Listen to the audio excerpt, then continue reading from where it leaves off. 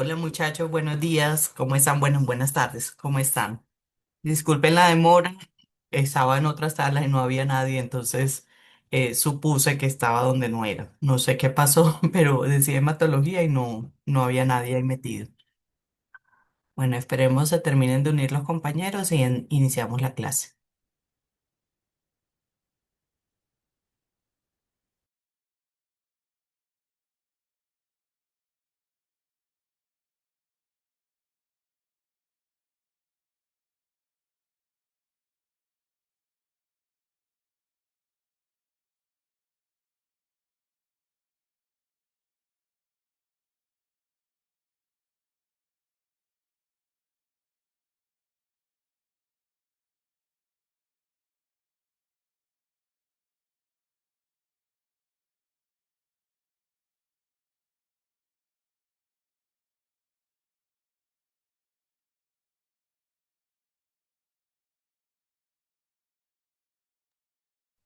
Bueno, muchachos, entonces, como les había mencionado ayer, hoy tenemos dos clases en una. Una es el síndrome mononucleósido y hoy también vamos a hablar de la introducción de las leucemias.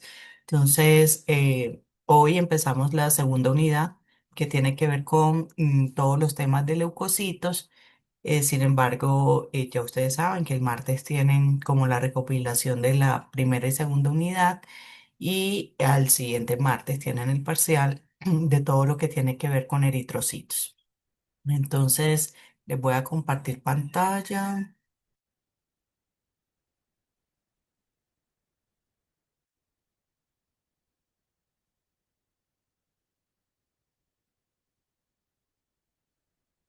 Bueno, entonces, muchachos. El tema por el que vamos a empezar es síndrome mononucleósido. Esto es una alteración que es muy frecuente en la práctica diaria. Yo sé que en esta unidad ustedes tienen como una especial dedicación a las leucemias y sin embargo, claro que las leucemias son importantes, pero realmente el síndrome mononucleósido es mucho más frecuente que las leucemias. Entonces, en el síndrome mononucleósido es un síndrome que abarca unos procesos infecciosos que se caracterizan todos globalmente por algunas características, que son fiebre, faringitis y también la inflamación del ganglio, de los ganglios linfáticos en todo el cuerpo, pero generalmente en los cervicales. También puede haber inflamación del vaso y del hígado, pero la triada típica es fiebre, faringitis y linfadenopatías. Esto generalmente está acompañado en el hemograma de aumento de las células mononucleares y está acompañado del aumento de los linfocitos reactivos. Entonces, ¿cómo se hace el diagnóstico de estas patologías? En realidad, primero se hace el reconocimiento del aumento de las células mononucleares acompañado de los linfocitos reactivos y luego, por descarte, se empieza a mirar cuáles son los posibles agentes infecciosos que están causando el síndrome mononucleósido.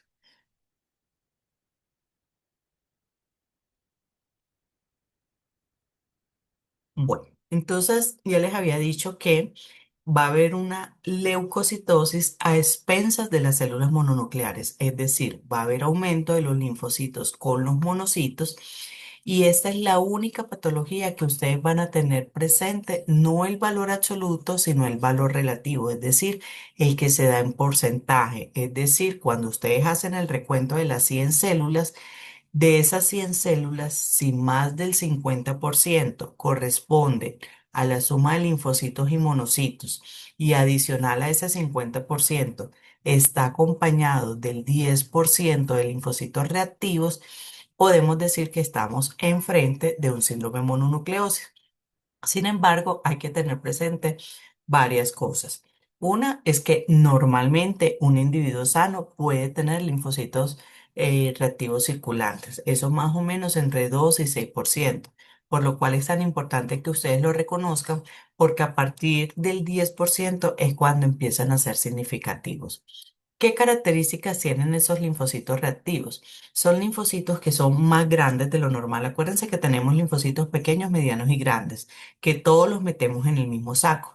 Pero los linfocitos reactivos sí se deben reportar aparte. Es decir, que cuando usted hace el diferencial, que es el recorrido de esos 100 leucocitos, usted debe decir cuántos neutrófilos hay, cuántos monocitos, cuántos eosinófilos, cuántos linfocitos y cuántos linfocitos reactivos, sobre todo cuando esos linfocitos reactivos estén por encima del 10%.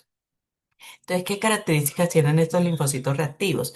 Uno, que son más grandes de lo normal, que además se deforman con los glóbulos rojos que lo acompañan, es decir, que se forman como unas invaginaciones en el citoplasma principalmente, formado por esos glóbulos rojos acompañantes. También puede haber mucha basofilia citoplasmática, es decir, que el citoplasma se va a ver muy azul. Puede haber halo perinuclear. Puede haber también como formación de pseudópodos, mírenlo acá. Y como les decía, son más grandes normalmente. ¿Qué otra característica es importante? Que la cromatina es heterogénea. ¿Qué quiere decir eso? Que dentro de una misma célula hay zonas que están más laxas y unas zonas que están más condensadas. Entonces miren aquí unas zonas más condensaditas, aquí también unas zonas más condensadas y también hay unas zonas más claritas. Incluso a veces puede haber nucleolos. Entonces, una de las grandes dificultades que generalmente se presentan es poder identificar si estamos enfrente de un síndrome mononucleósido o estamos enfrente de una leucemia, porque ustedes saben que los blastos no deben estar en circulación. Cuando están en circulación decimos que estamos frente a una leucemia. Entonces, ¿cómo vamos a diferenciar si es un blasto o son linfocitos reactivos? Miren, cuando estamos frente a linfocitos reactivos en un solo paciente, vamos a tener características morfológicas diferentes entre un linfocito y otro. Es decir, que vamos a tener un linfocito grande, un linfocito chiquito, un linfocito con basofilia, otro sin basofilia, uno con nucleolo, otro sin nucleolo, otro con cromatina más laxa, otro con cromatina más condensada. ¿Por qué? Porque esto es una proliferación no clonal, o sea, no neoplásica. ¿Por qué? Porque son muchos linfocitos T o B que están activados frente a un proceso infeccioso y cada uno adquiere cambios morfológicos. Diferente a cuando estamos enfrente de una leucemia, que lo que pasó es que una célula madre hematopoyética se alteró genéticamente y empezó a tener hijas alteradas genéticamente que morfológicamente son muy iguales a su mamá, a su célula madre hematopoyética. ¿Vamos bien hasta ahí, muchachos? Bueno, estos linfocitos reactivos generalmente se presentan ante procesos infecciosos virales, pero también hay otras situaciones no infecciosas que podrían generar esos linfocitos reactivos, como son enfermedades neurológicas, enfermedades autoinmunes, trastornos hormonales, uso de algunos medicamentos, exposición a tóxicos. Y nosotros nos vamos a enfocar principalmente hoy a lo que es infecciones. Bueno, dentro de los plotter o de los dispersogramas o de los citogramas de los leucocitos hay unas ubicaciones específicas para nosotros sospechar de linfocitos reactivos. Entonces, ¿dónde se van a ubicar? En el equipo de ADVIA normalmente se ubican encima de los linfocitos normal. Miren, en el 6 están los linfocitos normal, encima están los linfocitos reactivos. En el equipo de, perdón, este es el de Sysmex. En el de Sysmex están encima del 6. En el equipo de Advia hay un compartimento que se llama células Luc. En esas células Luc son las células grandes no teñidas. Ahí se van a ubicar tanto linfocitos reactivos como blastos. Y en el equipo de Coulter vamos a tener la región de los linfocitos como más amplia de lo normal, más gordita.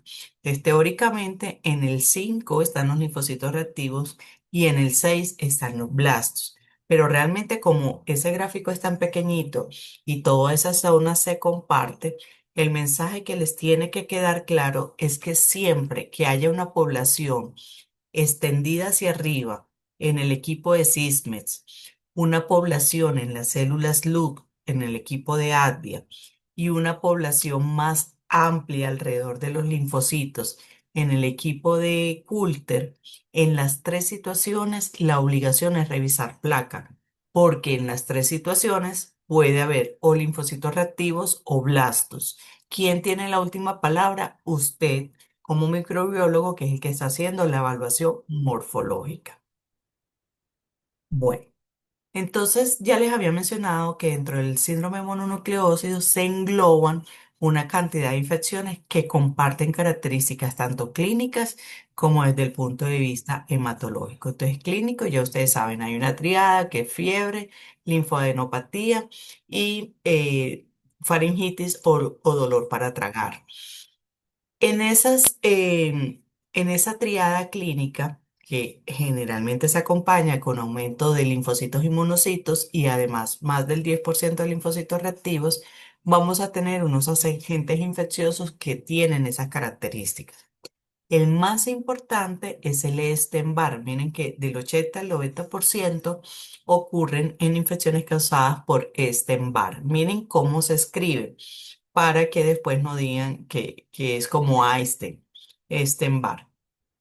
Esa infección se llama mononucleosis infecciosa. Todas las demás se llaman síndrome mononucleósido o mononucleósico.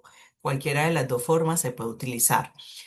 Entonces, después del Epstein-Barr tenemos citomegalovirus, en nuestro medio tenemos el dengue, porque somos área endémica, tenemos el virus del HIV, del herpes, rubiola, hepatitis, adenovirus, toxoplasma, incluso hasta el del COVID.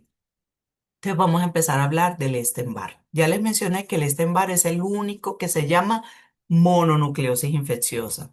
Todos los demás son síndrome mononucleósido.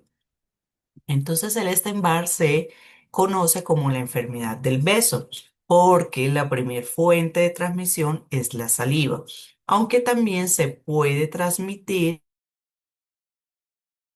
por el semen y también por trasplantes.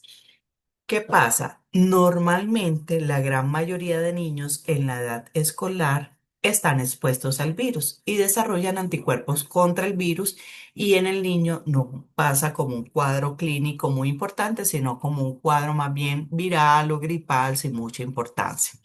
Pero hay veces que hay niños o que no estuvieron expuestos al virus en las guarderías, porque ustedes saben que actualmente pues la moda es que haya educación escolar en casa, o hay niños que no desarrollaron anticuerpos protectores contra ese virus del Epstein-Barr, o también hay pacientes inmunosuprimidos, los que son sometidos a trasplantes, que por protocolo se le baja como todo el sistema inmune para que no vaya a rechazar el trasplante. En esa población que sus anticuerpos protectores no están activos, desarrollan la mononucleosis infecciosa. Entonces, es una enfermedad que normalmente cuando se desarrolla o cuando se presenta en adultos jóvenes y se llama enfermedad del beso porque es a través de la saliva, de los besos, de, por ejemplo, de los novios que pueden desarrollar o infectarse más bien. Este es un virus, yo sé que ustedes no han visto virología algunos, otros lo están viendo, pero es un virus que contiene cadenas de ADN. Y esa cadena de ADN está rodeado de una cápside icosaédrica. Eso es frecuentemente en los virus y lo van a entender mejor cuando vean virología. ¿Qué es importante de aquí? Que ellos tienen tropismo o afinidad por los linfocitos B y por las células del epitelio oral, también por el epitelio cervical y el epitelio parotoideo, que es el que está aquí como en la garganta. Entonces, ¿qué pasa cuando ese virus entra? El virus, ya les dije, puede infectar los linfocitos B o las células epiteliales. Dentro de esas células que son reservorias, él utiliza toda la maquinaria de esas células reservorias para multiplicarse. Cuando él se multiplica, puede suceder dos vías. Una, que queden viriones libres para infectar otras células. Puede ocurrir que infecte otros linfocitos B o puede ocurrir que infecte otras células epiteliales. Pero por otro lado, esos linfocitos B que están infectados son reconocidos por linfocitos T citotóxicos y por células natural killer. Entonces, esos linfocitos T citotóxicos que se activan al reconocer a esa célula B infectada son los que corresponden al linfocito reactivo. Es decir, que los linfocitos reactivos que nosotros vemos en circulación con esos cambios morfológicos en realidad no son los linfocitos B infectados, son los linfocitos T y natural killer que están activados para destruir esos linfocitos B que están infectados. Entonces, inicialmente el cuadro clínico empieza como cualquier cuadro viral o gripal con signos muy inespecíficos, que el paciente se siente cansado, que tiene malestar, dolor muscular, fatiga, cefalea, lo normal. Luego de 1 o 2 semanas con esa sintomatología, empiezan síntomas más específicos como la fiebre persistente, la faringitis, que también le pueden combinar con odinofagia, que es el dolor para tragar, y la linfoadenopatía. En algunos casos menos frecuentes se presenta esplenomegalia, hepatomegalia e ictericia. Entonces, esas son características clínicas que se presentan. Cuando el paciente tiene eso, como ese malestar prolongado, va al laboratorio o no, más bien va al médico, el médico le manda un hemograma y en el hemograma es donde nosotros vamos a ver leucocitosis aumentada a expensas de linfocitos y monocitos y esos linfocitos reactivos. Estos pacientes pueden tener algunas complicaciones, como por ejemplo meningitis, complicaciones neurológicas, meningitis, convulsiones, pueden desarrollar neumonía o pleuritis, pueden desarrollar miocarditis, un rash, desde lo más complejo podría ser una ruptura del vaso y desde el punto de vista hematológico puede haber una anemia hemolítica, trombocitopenia o neutropenia. Este virus del Epstein-Barr también es un factor predisponente para desarrollar otro tipo de neoplasias linfoides, como cuáles, linfoma de Burkitt, eso lo vamos a ver más adelante, linfoma de Hodgkin o no Hodgkin, o algunas enfermedades linfoproliferativas como la leucemia linfoide crónica. Entonces, ¿cómo se hace el diagnóstico? Puede haber una elevación de leucocitos, no tan alta, o sea, más o menos entre 10.000 y 20.000, a expensas de linfocitos principalmente y presencia de linfocitos reactivos en más del 10%. Puede haber neutropenia y trombocitopenia y como también afecta el hígado, entonces va a haber aumento de las transaminasas hepáticas, fosfatalsalcalina y deshidrogenasa láctica. ¿Cómo se hace el diagnóstico? Se puede hacer un estudio microbiológico, pero ese estudio es muy costoso y es muy lento el crecimiento del virus, o se pueden hacer pruebas serológicas. Ya vamos a ver que la gran mayoría de estos son a través de pruebas serológicas. Las pruebas serológicas para Epstein-Barr existen como dos tipos, unas que son inespecíficas y otras que son específicas. Dentro de las inespecíficas tenemos los anticuerpos heterófilos. Los anticuerpos heterófilos se deben a que hay una reacción cruzada entre los antígenos del virus y antígenos de otras especies como caballo, ovejas o bovinos. Pero es una prueba que se puede hacer a través de una prueba rápida, así como hacen las pruebas de embarazo o cuando estuvieron de moda las pruebas rápidas de COVID, que es como un cassette que por inmunocromatografía eso va desplazándose y si nos da dos rayitas nos da positivos o si nos da una sola rayita sería negativo. Esa prueba se llama monotest. Esa prueba de anticuerpos heterófilos es muy específica, pero poco sensible. ¿Qué quiere decir esto? Que si la prueba nos da positiva, efectivamente es virus de Epstein-Barr. Pero si nos da negativa, no lo descarta al 100%. Si nos da negativa y la clínica y lo que nosotros estamos viendo en el hemograma es muy compatible con infección del virus del Epstein-Barr, Entonces el médico manda a hacer anticuerpos que son específicos. Entonces ustedes me van a decir, profe, pero ¿para qué se quedan haciendo anticuerpos heterófilos si de todas maneras van a terminar haciendo anticuerpos específicos? Porque ya les dije, la prueba de monotest es una prueba muy barata. Entonces, en zonas que son pues, por fuera del casco urbano, es mucho más fácil tener el monotest. Pero ya en la ciudad, entonces tenemos los anticuerpos específicos. Los anticuerpos específicos pueden ser contra el antígeno temprano, contra el antígeno de la cápside tipo IgM o IgG y contra el antígeno nuclear que es el antietna. Eso es como un combo, por decirlo así. Y en ese combo, los anticuerpos específicos nos pueden dar de diferentes maneras. Chicos, esto es importantísimo que lo entiendan y es pregunta de parcial, desde ahora se los anuncio. ¿Por qué es importantísimo, chicos? Porque puede llegar un vecino, un familiar, a que ustedes les interpreten unos resultados de anticuerpos específicos y ustedes no pueden decir que porque está positivo cualquiera de ellos, ya es que el paciente tiene el virus del Epstein-Barr. No. Recuerden que yo les dije que todos estamos expuestos a esta infección en la época de la guardería, por lo cual todos deberíamos tener anticuerpos protectores. Por lo cual, miren, cuando es una infección pasada, nosotros normalmente tenemos IgG contra el antígeno de la cápside y antígeno nuclear cuando es una infección pasada. Cuando es una infección activa o primaria, nosotros lo que vamos a tener positivo es el IgM. Puede estar positivo el IgG, pero lo que nos está diciendo que en este momento la tenemos activa es la M.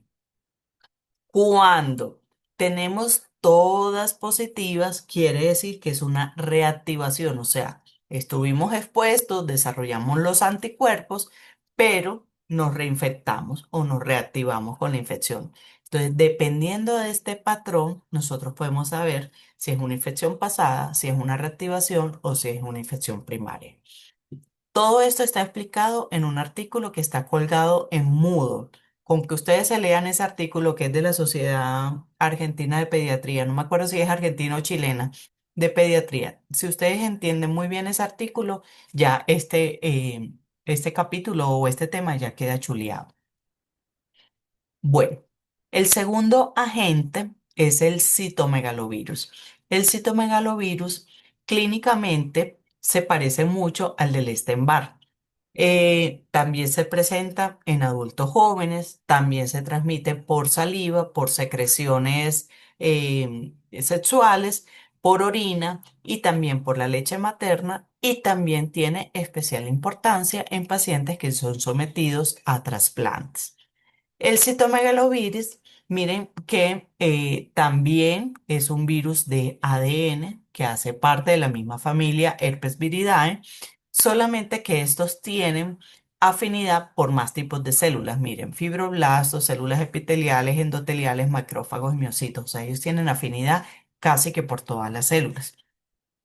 Igualmente, utilizan la célula reservorio, cualquiera que sea la epitelial, el macrófago, la utilizan para toda esa maquinaria de la célula poder hacer una replicación de su ADN.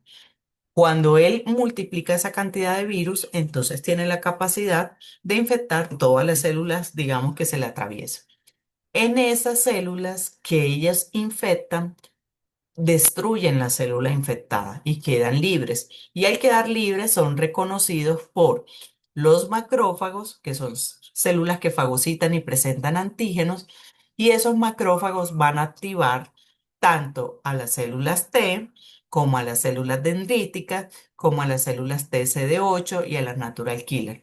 Todo ese sistema inmune activado también hacen que las células B se activen y produzcan anticuerpos. Por lo tanto, miren que están involucrados todos los linfocitos, o sea, como todo el sistema inmune especializado. Y eso es lo que nosotros vemos en sangre periférica, todos esos linfocitos que están activos o activados por la infección. El cuadro clínico es muy similar al Epstein-Barr. Miren que se presenta igualmente fiebre, La faringitis no es tan fuerte como en el Epstein-Barr y la linfadenopatía no es tan fuerte como el Epstein-Barr, pero la tríada sigue estando presente, o sea, fiebre, faringitis y linfadenopatía. Lo que sí no se presenta con tanta frecuencia es la esplenomegalia. El citomegalovirus nosotros lo podemos detectar por anticuerpos IgG o IgM, pero se pueden presentar falsos positivos porque a veces tenemos anticuerpos que son protectores que nos podrían dar positivos en la prueba, pero eso no quiere decir que la infección esté presente. También se puede hacer cultivo viral, pero el cultivo hace que sea muy demorado y muy costoso. También podemos determinar antígenos del citomegalovirus, pero cuando tenemos títulos muy bajitos puede que la prueba nos dé un falso negativo. Y lo que más se utiliza es la amplificación por PCR de la cadena del ADN del virus. Sin embargo, hay que tener presente que hay pacientes que podrían tener persistencia del ADN viral, así sea que ya no estén infectados. Entonces, hay que hacer una correlación entre el resultado de la PCR y la situación clínica que tenga el paciente. Tercer agente, el virus del dengue. Nosotros, por ser una región endémica, pues toda esta zona del Caribe hace que, incluso Medellín, porque anteriormente se hablaba solamente como de la región costera o del Pacífico, pero ya Medellín, ustedes saben que ha tenido varios picos de dengue. Entonces, ¿qué se caracteriza el dengue? Además de esa triada del malestar, además de que las fiebres son muy altas, lo otro que se presenta en el dengue es que hay dolor en las articulaciones muy fuerte y se presenta como un ras cutáneo o una erupción en toda la piel. Este es un virus que es de la familia Flaviviridae y que se transmite a través del mosquito del Aedes. El diagnóstico se hace por IgM, por también pruebas de ELISA o pruebas rápidas que existen para determinar el anticuerpo IgM contra el dengue. Sin embargo, muchachos, esto también quiero que lo tengan súper, súper presente. Tenemos el cuadro clínico que es compatible con el dengue y además de la presencia de esos linfocitos reactivos, en este caso hay tres características hematológicas que son importantes tener presente. Uno es que cuando el paciente está en la fase crítica, o sea, no en la inicial, sino en la crítica, se presenta leucopenia, se presenta trombocitopenia porque el virus también utiliza los precursores de los leucocitos y los precursores de los megacariocitos para multiplicarse. Es por eso la leucopenia y la trombocitopenia. Y se presenta aumento del hematocrito. Mírenlo acá. Las plaquetas van disminuyendo y el hematocrito va subiendo. ¿Por qué? Porque como hay aumento de la permeabilidad capilar, hay una extravasación de los líquidos, eso hace que se concentre todo más en la sangre circulante y por lo tanto hay aumento del hematocrito. Entonces, aparte de la presencia de linfocitos reactivos, en la fase crítica nosotros vamos a tener leucopenia, trombocitopenia y aumento del hematocrito por aumento de la permeabilidad capilar. Ya en la etapa de la recuperación es cuando nosotros vamos a tener el aumento principalmente de las inmunoglobulinas M. Va bajando la viremia y va en aumento la presencia de la inmunoglobulina. Bueno, esos son los tres virus que son más frecuentes y más importantes.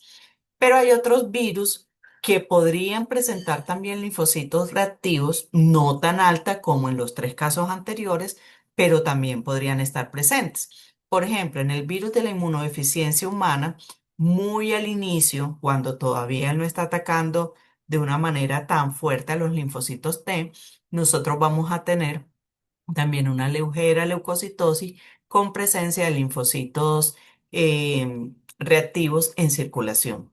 Aquí no es tan alto esos linfocitos reactivos, mientras en todos los demás podemos tener linfocitos reactivos incluso por encima del 20%, aquí puede ser 10, 12, 15%. ¿Y cómo vamos a sospechar? Realmente no por la sintomatología ni por el cuadro hematológico, porque ya les dije que todos son muy similares. Lo vamos a sospechar porque puede ser un individuo, generalmente adultos, aunque hay niños con VIH, pero generalmente adultos que tienen o prácticas sexuales no seguras o consumo de drogas intravenosas. ¿Cómo hacemos el diagnóstico? También a través de la prueba de ELISA, que es la que más se utiliza, pero también se utiliza pruebas de PCR, pero las PCR se utilizan más que todo como para la carga viral y para el diagnóstico inicial lo que más se utiliza es la prueba de ELISA. Este cuarto virus, el virus del herpes tipo 6, ya vimos que el Epstein-Barr y el citomegalovirus hacen parte de la familia de herpes. Lo que pasa es que esa familia de herpes viridae tiene una cantidad de virus. También tenemos el virus del herpes tipo 6. Este virus del herpes tipo 6 lo que produce es un rash, generalmente en los niños, que se llama roceola o cesta enfermedad. Entonces, además de la fiebre, se caracteriza por una erupción cutánea en toda la piel, sobre todo en la espalda, que los niños eso los pone muy indispuestos. El diagnóstico también se hace, muchachos, por descartes. Si es un niño pequeño, se piensa prioritariamente sobre este virus herpes tipo 6 y pues si está presente el rash, porque ya les dije que la sintomatología fuerte con citomegalovirus y Epstein-Barr se presenta más que todo en adultos jóvenes. Entonces, si es un niño pequeño en edad escolar, sobre todo de los primeros años escolares, y si tiene ese rash en la espalda, se piensa más que todo en la sexta enfermedad. Otra infección importante es el Toxoplasma gondii. El Toxoplasma gondii en este caso no es un virus, es un parásito. Este parásito, bueno, yo creo que ustedes muchos han escuchado que se transmite a través de las mascotas, sobre todo los gaticos que no están vacunados. La linfocitosis reactiva en Toxoplasma gondii no es tan importante. Realmente el diagnóstico se hace o por una sintomatología que es muy típica del toxoplasma, que se acompaña de que la persona tenga mascota y tiene, el diagnóstico se hace también por ELISA o por pruebas inmunológicas, pero tiene especial importancia en mujeres en embarazo. De hecho, a todas las mujeres en embarazo le hacen un screening de algunas infecciones que podrían generar malformación congénita. Entonces, entre esos está el Toxoplasma gondii.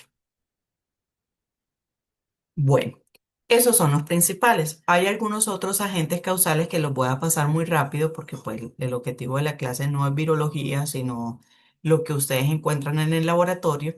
Entonces tenemos el virus de la influenza, que realmente es como una gripa fuerte y no se hace diagnóstico inmunológico, aunque sí existe, se hace una prueba rápida para determinar influenza, pero como infección es pasajera, no es frecuente que hagamos un diagnóstico de influenza.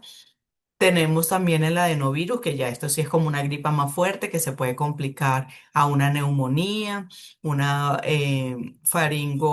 infección faringoconjuntival, o sea que afecte también conjuntivas. Y la detección también se hace por inmunofluorescencia o por ELISA. Tenemos el virus de la hepatitis A, que no es una causa tradicional de síndrome mononucleósido, pero cuando está presente va a inflamar el hígado, puede causar vómitos, náuseas y también el diagnóstico se hace por determinación de anticuerpos IgG o IgM. Está el virus de la rubiola, que ya eso no es tan frecuente porque para eso existen las vacunas. Y está el Streptococcus pyogenes, que esto es una bacteria que causa también mucho dolor para tragar porque ella infecta toda la faringe y sobre todo las amígdalas. Genera una supuración blanquecina en la faringe y la prueba que se utiliza aquí, como no es un agente viral, no es ELISA, sino que normalmente se hace o por cultivo faríngeo o por pruebas moleculares. Y el Corynebacterium difteria es una enfermedad que también compromete toda la parte de la orofaringe, también causa mucho dolor en la garganta, disfonía y, e igual que en el caso anterior, como es una bacteria, lo que se utilizan son cultivos o pruebas moleculares. Entonces, para concluir, muchachos, el síndrome mononucleósido es un síndrome que abarca un cuadro clínico común para diferentes infecciones que principalmente son virales, pero también pueden ser causados por bacterias o por parásitos como el Toxoplasma gondii. Entonces hay un algoritmo diagnóstico. Eh, espere, ¿cómo quito esto? Ok. Entonces, la clínica compatible que es la triada, o sea, fiebre, odinofagia, linfadenopatía, en algunos casos se puede presentar esplenomegalia o edema. Entonces, si sí lo tiene, se le hace un hemograma y pruebas químicas. Entonces, en el hemograma que vamos a encontrar principalmente aumento de linfocitos en porcentajes relativos, o sea, no en el absoluto, sino en el relativo, más del 50% y más del 10% de linfocitos atípicos. Ah, bueno, aquí algo muy importante. Este artículo, cuando ustedes lo lean, se van a dar cuenta que no está tan actualizado, porque es que esto es una patología que toda la vida se ha estudiado y que no hay como muchos cambios en el tiempo. Sin embargo, lo que sí hubo un cambio es en la terminología. Antes los linfocitos reactivos se llamaban linfocitos atípicos, pero más o menos como desde el 2015 hubo como un consenso internacional donde se dijo, vea, los linfocitos que se activan en respuesta de una infección o de algún agente externo y que sufren cambios morfológicos producto de esa activación se llaman linfocitos reactivos. Y los linfocitos que tienen cambios morfológicos producto de una neoplasia, de un cáncer o de una leucemia, se llaman linfocitos atípicos. Sin embargo, como este artículo que está colgado en la plataforma Moodle y de donde yo saqué este algoritmo es viejito, se habla de linfocitos atípicos, pero ya ustedes saben que no es atípicos, sino reactivos. Bueno, entonces vamos a tener aumento del 50% de linfocitos, aumento del 10% de linfocitos reactivos. Dentro de la bioquímica vamos a tener aumento de las enzimas hepáticas. Entonces a ellos les vamos a hacer unos anticuerpos heterófilos, que acuérdense que es la prueba que es muy específica, pero poco sensible. Entonces, si nos da positivo, efectivamente confirmamos que es mononucleosis infecciosa. Recordemos que mononucleosis infecciosa es solo por Epstein-Barr. Todos los demás son síndrome mononucleósido. Si esos anticuerpos están negativos, pero la clínica y lo que nosotros vemos en el hemograma es compatible, no nos quedamos así. Tenemos que hacer unos anticuerpos específicos. Si nos dan negativos, hay que mirar otra causa. ¿Cuál es la siguiente posibilidad? El citomegalovirus. Pero si nos dan positivos, tenemos que mirar positivos contra qué. Ya yo les dije que para que sea una infección activa, tiene que ser IgM contra el antígeno de la cápside. Porque si nos da IgG antietna, eso lo que quiere decir es que es una infección pasada o una reactivación.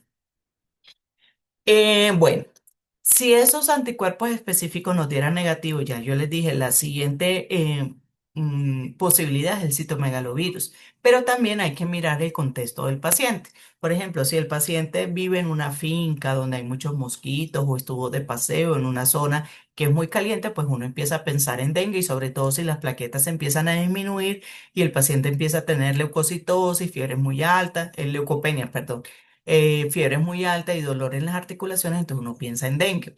Ah, que es un adulto que tiene varias parejas sexuales y consume drogas intravenosas, uno piensa en un HIV. Ah, que es un niño en edad escolar que tiene un ras en toda la espalda, uno piensa en herpes tipo 6. Entonces, como en nuestro medio el médico no tiene la capacidad para poder ordenar todas las pruebas al tiempo, realmente el diagnóstico se hace por descarte. Otra cosa que ellos tienen que mirar de una forma también como con un ojo clínico muy afinado es la afectación de la garganta. Si en esa amigdalitis o en ese dolor que se está presentando para tragar hay, por ejemplo, una secreción blanquecina, también debe pensar en algunas de las bacterias, el estreptococo o el difteria. Entonces tiene que hacer cultivos bacterianos o tiene que hacer pruebas moleculares, pero para esas bacterias. Entonces, siempre se hace por descarte. Lo otro que les quería mencionar es que em, el virus del COVID no está incluido dentro del síndrome mononucleósido, pero sí está descrito que dentro de las alteraciones morfológicas van a presentarse muchos linfocitos reactivos, sobre todo linfocitos que llaman linfocitos linfoplasmocitoides, es decir, que tienen características que asemejan a los plasmocitos circulantes. Entonces, miren, por ejemplo, esta basofilia citoplasmática, miren ese halo perinuclear, el núcleo también se presenta excéntrico, el citoplasma puede ser irregular simulando, perdón, a un plasmocito. Entonces, ¿cómo hace la diferenciación? Realmente es por la clínica, porque em, pues obviamente cuando uno ya tiene como el entrenamiento sabe que estos no son plasmocitos, pero también un paciente que tiene, por ejemplo, un mieloma múltiple, que sería el diagnóstico si fueran plasmocitos circulantes, pues no va a ser un cuadro respiratorio, sino más bien una afectación en los huesos, dolores articulares, porque eso lo van a entender mejor después, que el mieloma múltiple afecta mucho las articulaciones y los huesos en general. Bueno, entonces estos casos clínicos pues no los vamos a ver. Bueno, voy a mostrarles una cosita, pero eso igual lo vamos a ver mejor en el laboratorio. Miren, por ejemplo, en este caso, lo que yo les mencionaba aquí, los valores de referencia están más o menos normales. Hay una ligera leucocitosis de 13.000 y también nos está diciendo, vea, hay unos linfocitos aumentados. Igualmente, en el histograma de los leucocitos, nosotros vemos un pico muy alto de los linfocitos y los neutrófilos más bien están disminuidos. Y cuando vemos el dispersograma, miren que la población de los linfocitos, lo que les decía ahorita, no está separadita de los monocitos, sino que miren que todo se junta. Esto nos obliga a revisar placa. Y miren que desde el mismo equipo nos dice, o pueden ser blastos o pueden ser, el equipo lo llama linfocitos variantes, pero son los reactivos. Entonces miren, la morfología efectivamente es un linfocito reactivo que tiene basofilia citoplasmática y que la cromatina no está ni muy condensada ni muy suelta. Incluso aquí pareciera como un ligero nucleolo. Miren este otro linfocito reactivo que tiene un nucleolo aquí. Miren este otro que se ve muy grande, que parece incluso un monocito. Miren que ustedes podrían decir, profe, ¿y por qué no es un monocito? Porque el citoplasma es muy, muy azulito. Acuérdense que el del monocito es más bien azul grisáceo. Aquí simplemente vemos neutrófilos que están hiposegmentados y con vacuolas. Miren este linfocito con núcleo en forma de flor y miren estos otros que también son linfocitos reactivos. Miren que se deforman con los glóbulos rojos acompañantes y pueden tener zonas muy sueltas que simulan nucleolos. Miren, aquí hay nucleolos, aquí también simula, esta es la misma foto acá. Nucleolos y esta sí sería un monocito. Miren las vacuolas, miren esto así como grisáceo. Bueno, entonces, ¿qué pasa, muchachos? Ustedes me dicen, profe, pero a mí esto me parece un blasto. Sí, se parece un blasto, pero si tú ves el contexto de toda la placa, todos los linfocitos tienen cambios morfológicos, uno diferente del otro. En cambio, que cuando estamos expuestos a o enfrente a una leucemia, casi todas las células son muy similares en morfología porque todos son derivados de la misma célula madre que se alteró. Entonces, eso es algo que los ayuda a orientar.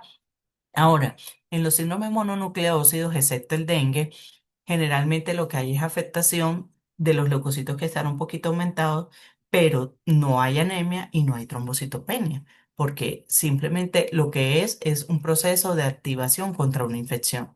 En cambio que en las leucemias, como hay una proliferación tan acelerada de una línea celular, esa desplaza las demás líneas, entonces normalmente se acompaña de anemia y trombocitopenia.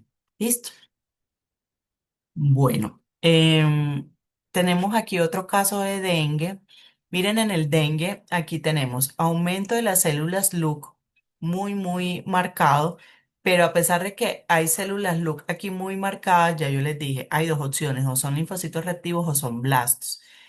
En este dispersograma, los blastos se ubican acá. Está tan aumentada la población celular que, que están ahí como en la barrerita. Estos punticos blancos podrían ser blastos, pero no, o sea, cuando es una leucemia realmente, esto está lleno de blastos. Sin embargo, él nos dice, ojo, pueden haber blastos o pueden haber atípicos. Miren que él le apuesta más a que son atípicos, porque dice tres cruces, blastos puede ser dos cruces. ¿Qué le dice el equipo? Revise la placa. Revisamos la placa y aquí tenemos monocito. Miren las plaquetas. Ah, bueno, no les mostré acá. El paciente tiene de plaquetas 18.000. Acuérdense que el valor de referencia es de 150.000 a 450.000. Están muy, muy bajitas. Y miren que en el extendido casi que están ausentes. En esta foto hay solamente dos, una y dos. Y en esta también hay una, dos y tres. Y esta está grandota. Es una macroplaqueta. Entonces, aquí tenemos un eosinófilo, un neutrófilo que está hipogranular, un monocito. Miren este linfocito reactivo. Esto también es muy característico del dengue. Los linfocitos reactivos presentan una basofilia muy marcada, que parecen como los linfoplasmocitoides. Aquí tenemos un monocito. Sería un natural killer, que es un linfocito grande granular. Y miren este linfocito reactivo que es gigante. Esto también es típico del dengue, que son unos linfocitos reactivos muy, muy fuertes en la reactividad. Y aquí también tenemos otro linfocito atípico que se deforma con los glóbulos rojos acompañantes. Otro linfocito reactivo, miren ese tan hermoso, que queda como todo estiradito ahí. Ese era un dengue. Y a ver, ¿cuál es este otro? Ah, no, este lo vamos a ver después, en otra clase. Y este otro es un paciente con COVID. Él desde el principio sí nos dicen que tiene COVID y que tiene todas las comorbilidades, porque es hipertenso, diabético, tiene sobrepeso. Y este es un caso de la vida real, que era un paciente de la IPS universitaria que se fue complicando. Y miren nuevamente, las células LUC están aumentadas, pero los neutrófilos están súper aumentados. Miren, los leucocitos estaban en 48.000. Este era un paciente que ya estaba como en la etapa final del COVID. Las plaquetas sí están normales en 307.000. Y aquí él nos dice, otra vez, o son blastos o son linfocitos reactivos. En las alarmas, bueno, en las alarmas sí no en el pantallazo no quedó, pero si estuviera presente nos diría, o son leucocitos, perdón, linfocitos reactivos o blastos.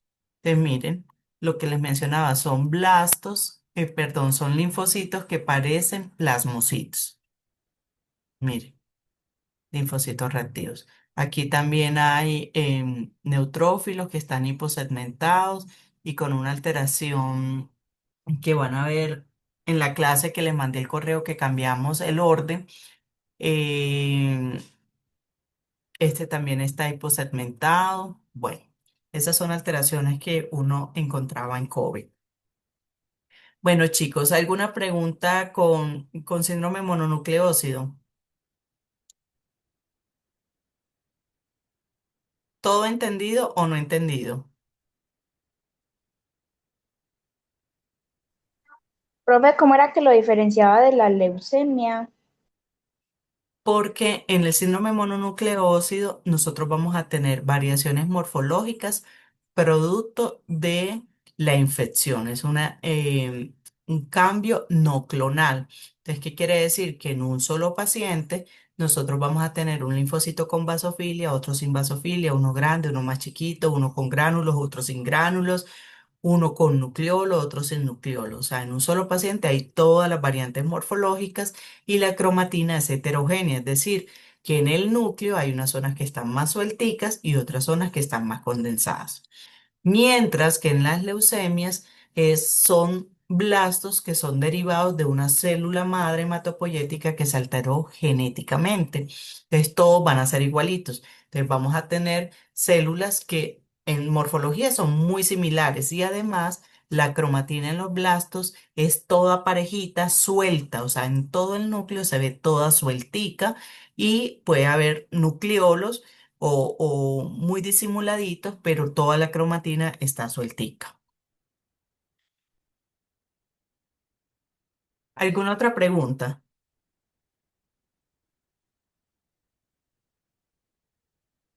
Bueno, entonces es la 1:10.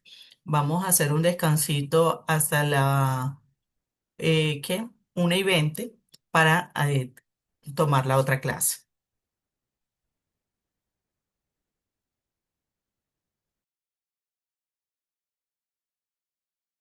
Había mencionado ayer, corresponde a las generalidades de todas las patologías que vamos a ver de ahora en adelante y que comparten algunas características, sobre todo fisiopatológicas, independientes si sean mieloides o linfoides o si sean agudas o crónicas. Entonces, por eso la importancia de que hagamos esta introducción como para que ustedes puedan entenderlo de forma global y luego ahí sí de forma específica para cada uno.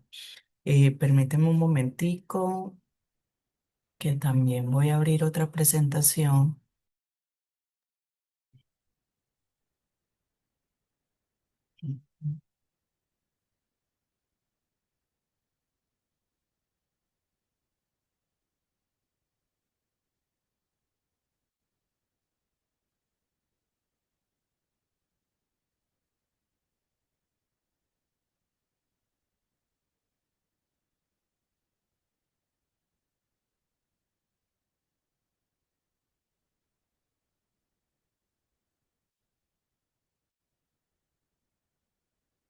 Bueno, están viendo mi pantalla. Sí, Sí, no les escuché. Hola. sí, profe. Ok, bueno. Entonces, ¿cuál es el concepto general de leucemia, chicos? Cuando hablamos de leucemias, hablamos de cáncer. Entonces, es un grupo heterogéneo de neoplasias clonales. Cuando hablamos de clonalidad, es que una célula madre hematopoyética adquirió una alteración genética a lo largo de la vida del paciente y que esa alteración genética causó un desorden y un desequilibrio en la producción de las células hematopoyéticas. Entonces, esa neoplasia clonal lo que ocurre es que hay una transformación maligna de las células madres hematopoyéticas. Su característica general de cualquier tipo de leucemia es que hay un acúmulo de esas células anormales en médula ósea y en sangre periférica que lleva a una falla medular.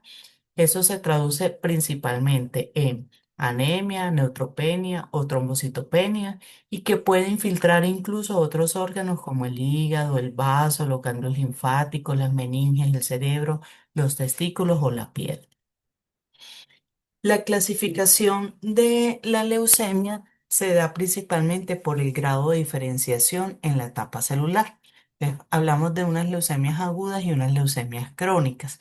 En las leucemias agudas, lo que ocurre es que esa proliferación excesiva de las células hematopoyéticas ocurre en etapas muy tempranas, es decir, que las células quedan en etapas indiferenciadas y por lo tanto se acumulan los blastos. Esa proliferación desordenada de blastos lo que va a llevar es que hay un desplazamiento de la morfología o de la hematopoiesis normal y por lo tanto los blastos generalmente se acompañan con anemia y trombocitopenia y no cumplen su función. Por su parte, las leucemias crónicas son unas leucemias que son, bueno, las agudas evolucionan rápidamente, mientras las crónicas son de evolución más lenta y las células conservan su capacidad de diferenciarse, pero también hay un aumento de la proliferación. Entonces, mientras en las agudas quedan todas acumuladas en blastos, en las crónicas las células sí maduran, o sea, pueden ser por ejemplo, que pasen a mielocito, metamielocito, bandas y neutrófilos o a linfocitos maduros, pero proliferan demasiado. Adicionalmente, del grado de diferenciación, si son agudas o crónicas, las vamos a diferenciar también por la línea celular que esté afectada. Por lo tanto, nosotros vamos a tener leucemias linfoides, leucemias mieloides y dentro de las mieloides podemos tener leucemias que son promielocíticas, leucemias que son monocíticas, megacariocíticas y leucemias eritroides. Depende de la línea celular que esté afectada, así la vamos a llamar. ¿Cuál es la fisiopatología que es como común a todas? Aquí lo que ocurre es que una célula madre hematopoyética adquirió una alteración genética que se traduce en un fenotipo común. Ese fenotipo es producto de esa mutación que lleva a un defecto en la maduración, una proliferación aumentada y un exceso de la supervivencia. Por eso es que nosotros vemos tantas células, tanto en médula ósea como en sangre periférica. Dentro de las causas, esta enfermedad puede ser multifactorial y se unen como varios factores predisponentes. Uno, la edad. Generalmente las leucemias son patologías de edad adulta avanzada, o sea, más o menos a los 60, a los 70 años, la gran mayoría de leucemias, sobre todo las mieloides, con excepción de la leucemia linfoblástica, que es la neoplasia más frecuente en niños menores de 10 años, por encima de todos los demás cánceres. Entonces, generalmente es de adultos, excepto la linfoblástica, que es niños menores de 10 años. Haber recibido quimioterapia para otro tipo de cáncer, ya sea de tumor sólido o de otro tipo de leucemia o linfoma, nos predispone a desarrollar leucemia.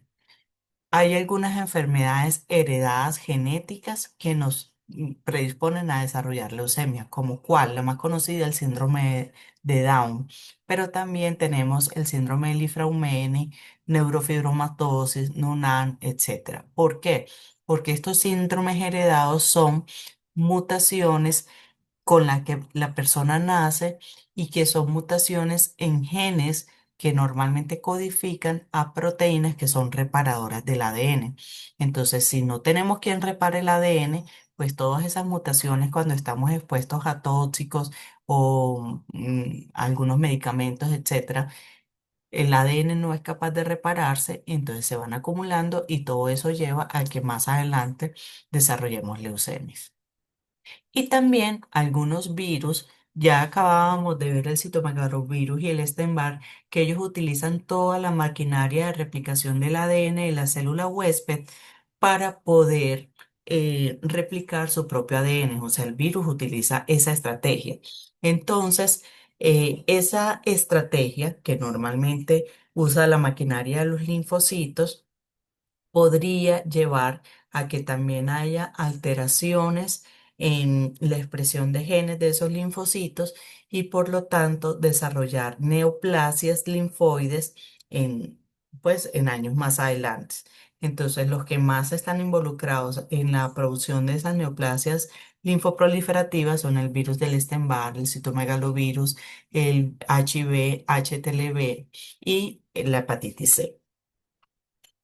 Bueno, entonces, como ya les dije, vamos a tener unas leucemias que son agudas y otras leucemias que son crónicas. Dentro de las agudas, entonces vamos a tener leucemias mieloides agudas y leucemias linfoblásticas agudas. Entonces, las leucemias agudas, hay un desequilibrio em, desproporcionado entre la proliferación y diferenciación. Por lo tanto, proliferan mucho, pero no se diferencian, por eso se quedan como estancadas en la etapa de los blastos.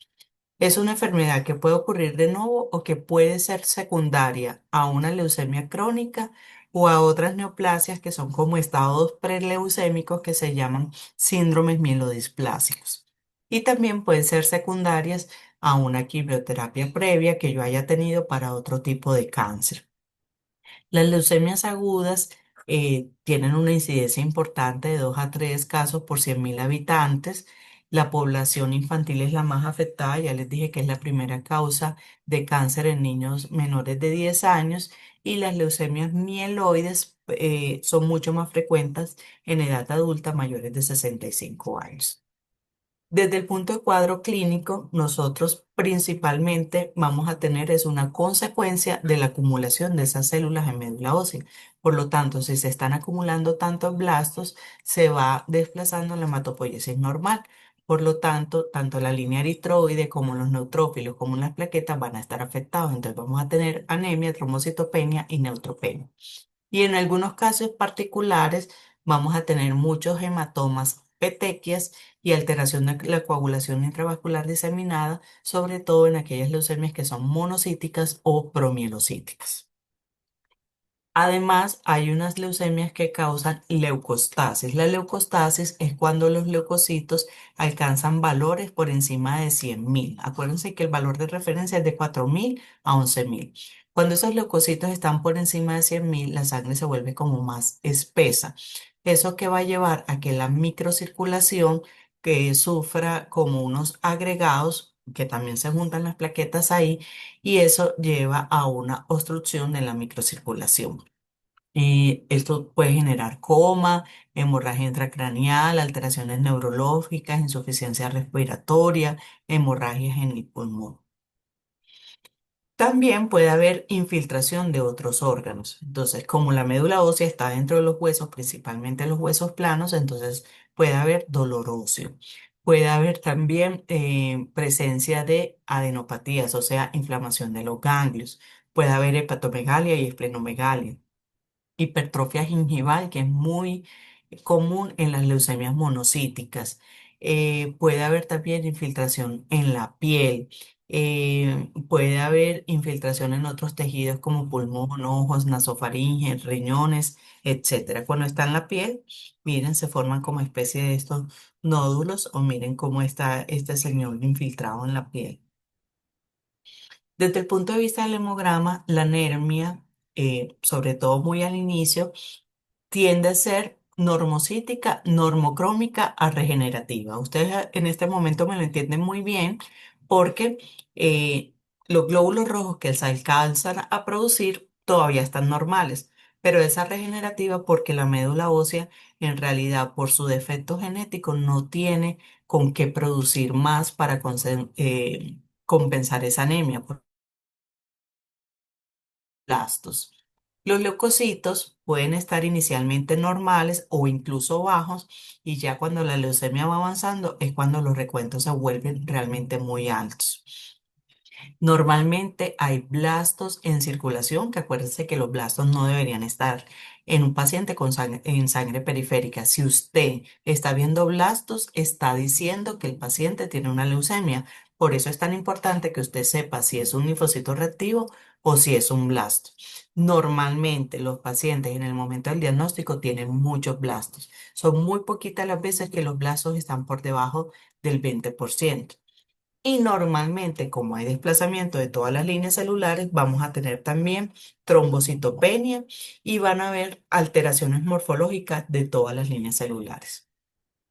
Va a haber aumento, sí, de los tiempos de coagulación, sobre todo en las leucemias promielocíticas agudas, porque si ustedes se acuerdan, el promielocito, que es la segunda etapa de maduración, es una célula que tiene muchos gránulos primarios. Era la que yo les decía que era una célula como pecosa.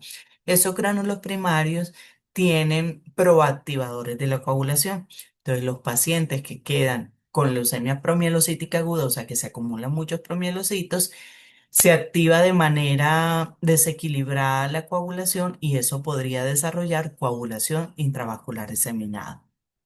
Y también vamos a tener algunos aumentos desde el punto de vista bioquímico, como el ácido úrico, el magnesio, el calcio y la deshidrogenasa láctica. Todo esto producto del gran recambio celular que hay en estos pacientes. La médula ósea se va a presentar hipercelular. Ya les dije que hay una infiltración muy grande de esos blastos. Eh, y los blastos se presentan muy monomórficos, es decir, que todos tienden a parecerse uno al lado del otro. Si esos blastos en médula ósea o en sangre periférica están por encima del 20%, se considera que es una leucemia aguda. Si están por debajo del 20%, se considera una neoplasia mieloproliferativa o linfoproliferativa, que enseguida vamos a hablar de ellos. Como estos blastos también pueden infiltrar la médula espinal, entonces se hace una punción lumbar para ver si los blastos están presentes en el líquido cefalorraquídeo. Entonces se saca el líquido cefalorraquídeo y se estudia primero, pues se centrifuga y se mira si hay infiltración de esos blastos en el líquido cefalorraquídeo. Y también se puede hacer inmunofenotipo para saber si esos blastos son de la misma línea celular que se están infiltrando en la médula ósea. Y eso ustedes lo vieron ampliamente con la profe Mónica en Morfo, que se hace un aspirado y una biopsia de médula ósea para poder hacer el estudio morfológico de citometría y el estudio citogenético. Hay que hacer algunas diferenciaciones de otras patologías que podrían parecer una leucemia. Hay algo que se llama reacción leucemoide, como su nombre lo indica, parece pero no es. Les parece una leucemia, pero realmente no es una leucemia. Es un aumento de leucocitos, casi siempre a expensa de los neutrófilos, porque hay una infección muy severa bacteriana. Entonces, en esa infección tan severa, inicialmente se aumentan los neutrófilos, pero la médula ósea tiene que tratar de compensar esa infección severa. Entonces, también empiezan a aparecer en sangre periférica otras formas inmaduras como bandas, como metamielocitos, mielocitos e incluso promielocitos. Entonces, como hay leucocitosis y formas inmaduras en sangre periférica, parece una leucemia. ¿Cómo voy a hacer el diagnóstico diferencial? Obviamente, pues hay que hacer cultivos. Si los cultivos nos dan positivos, ya pensamos que es una reacción leucemoide. Y lo otro es que en la reacción leucemoide normalmente no hay anemia y trombocitopenia ni tampoco hay alteraciones morfológicas. En cambio, que en las leucemias sí hay, digamos, esa triada, leucocitosis, anemia y trombocitopenia. Y morfológicamente también las células están alteradas. También en algunas situaciones puede haber metástasis de algún cáncer, de un tumor sólido, por ejemplo, cáncer de mama, cáncer de próstata, cáncer de colon, que esas células tumorales van e infiltran la médula ósea. ¿Cómo se hace el diagnóstico? O el diagnóstico diferencial por inmunofenotipo. Si tienen marcadores de células hematopoyéticas, pues será una leucemia, pero si tienen marcadores propios, de, por ejemplo, un cáncer de colon, entonces será una infiltración de ese tumor del cáncer de colon. Hay otra situación que se llama aplasia medular. En la aplasia medular es un proceso que es más bien inmunológico en que el sistema inmune del paciente ataca la médula ósea y por lo tanto las células hematopoyéticas no se producen. Pero como les digo, es un desequilibrio inmunológico. Entonces, ¿cómo se hace el diagnóstico? Primero, pues en las aplasias medulares teóricamente no hay alteraciones genéticas que son recurrentes en las leucemias. Y además se hacen pues unos estudios inmunológicos para descartar que efectivamente es inmunológico o si es neoplásico. Y hay otra situación que se llama síndrome mielodisplásico.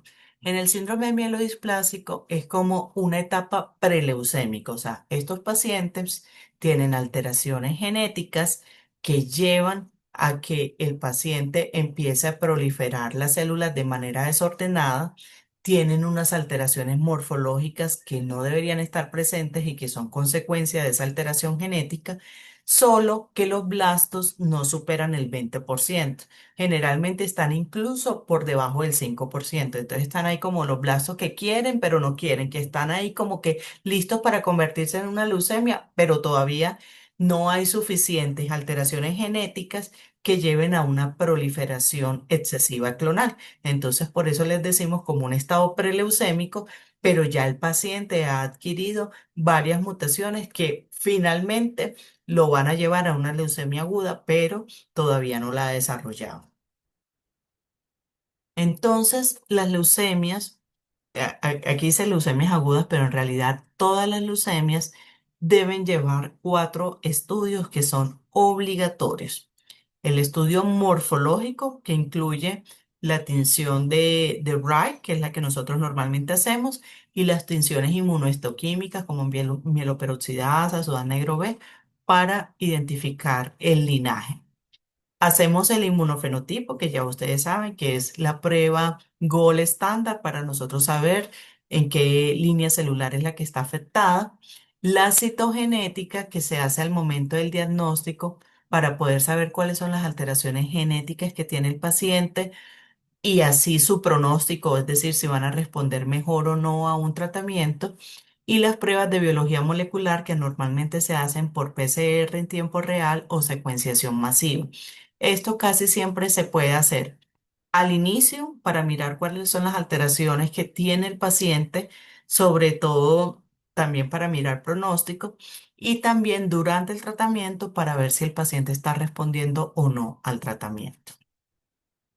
Entonces, dentro de las tinciones, pues ya ustedes conocen muy bien la tinción de Bragg y las otras tinciones que ya se han dejado de hacer porque son muy laboriosas y porque son tóxicas para el personal de laboratorio. Pero ustedes ya saben, desde Morfo vimos esto, que mieloperoxidasa y sudán negro B se utiliza para los blastos mieloides, el ácido periódico de Schiff para blastos linfoides y las esterasas no específicas para monoblastos.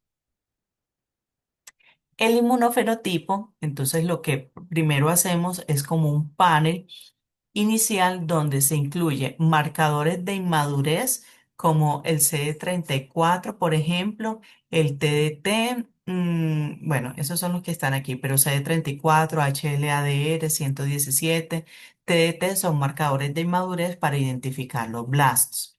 Y también dentro del panel se incluyen marcadores que son tanto mieloides como linfoides para saber si son del estirpe mieloide o de la estirpe linfoide. Entonces, por ejemplo, en este caso tenemos, em, por ejemplo, positivo para CD10, positivo para CD19, positivo para CD22, para CD34 y CD38 y para CD79A.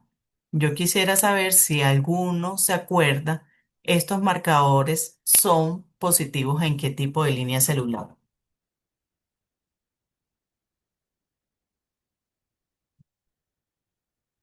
¿Alguien se acuerda o nadie se acuerda? No,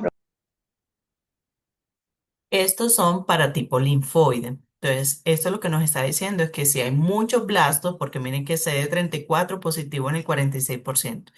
Muchos blastos son CD34 positivos y además están marcando o son positivos para marcadores que son linfoides. Entonces eso se utiliza tanto en el momento del diagnóstico como para evaluar la enfermedad mínima residual. En el diagnóstico para saber cuántos blastos o cuántas células neoplásicas hay. Luego el paciente empieza el tratamiento y teóricamente cuando le están dando la quimioterapia, pues esos blastos deben ir disminuyendo hasta que se desaparezcan completamente. Entonces, la enfermedad mínima residual es la metodología que nosotros utilizamos por citometría o ahora también se utiliza la secuenciación masiva y la PCR en tiempo real para saber que efectivamente esos blastos que estaban presentes han ido disminuyendo hasta llegar a cero. Entonces, cuando ya llegan a cero o a límites no detectables, quiere decir que el paciente respondió a la terapia, o sea, logró una remisión. Entonces, cuando se hace la citometría, los citómetros generan unos plotter o unos dispersogramas, así como cuando ya vimos en los leucocitos. Esos plotters generan unos gráficos así, que se dividen en en cuatro cuadrantes. Entonces, el cuadrante número uno va a ser positivo al marcador que tengamos en el eje Y. El cuadrante número 2 va a ser doblemente positivo para el marcador del eje Y y del eje X. El cuadrante número 3 va a ser doblemente negativo y el cuadrante número 4 va a ser positivo solamente para el marcador del eje X.